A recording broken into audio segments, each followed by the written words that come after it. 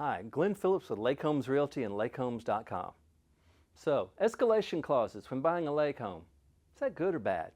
Well, let's talk about that right quick. First off, what is an escalation clause? Well, the simple rule of that is that it's an automatic price increase formula.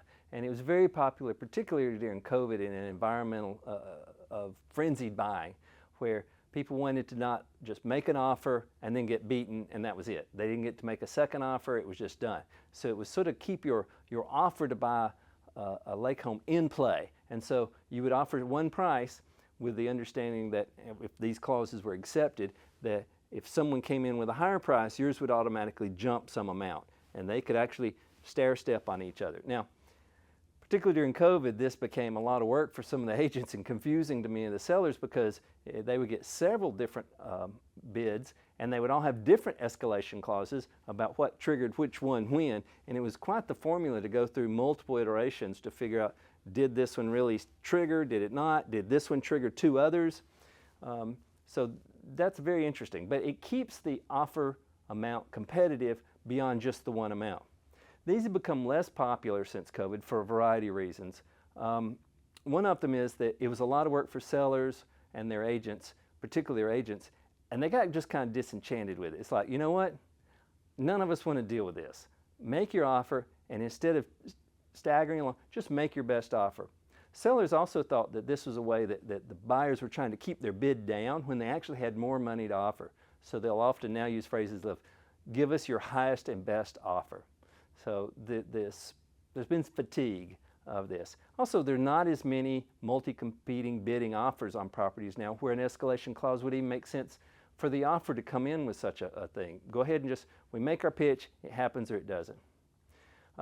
There's also a lot more to offer than just the amount. And so the escalation clause could cloud some of these things. Maybe escalation clauses would fire an amount, but at the end, the sellers may have some other aspect of the offer besides price alone. The escalation clause couldn't adjust for that. So it may be that they want additional property, such as personal property like a boat or furniture, or maybe it's a different contribution to closing costs, maybe different contribution to title insurance. So the escalation clause focuses on the amount, but that may not affect the net that the seller will receive at closing.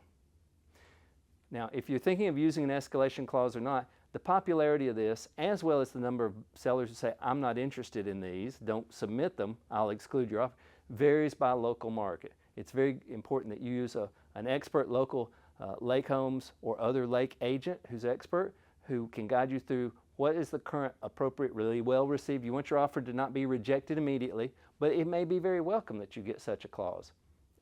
The agents in each local market will understand what is the current flavor of the seller at the time. As well, if you're looking at sellers, you can decide and talk with your agent about the pros and cons of the escalation clauses and how they can be accepted and what those rules are. Hope this information's been helpful. Be sure and visit us at lakehomes.com where you can see tens of thousands of properties for sale on lakes all across the country, as well as expert lake real estate agents who can guide you through escalation clauses whether you're buying or selling, as well as all the other aspects of buying and selling a lake home. Hope this information has been helpful. Thank you and have a great day. For more information, be sure to check out lakehomes.com.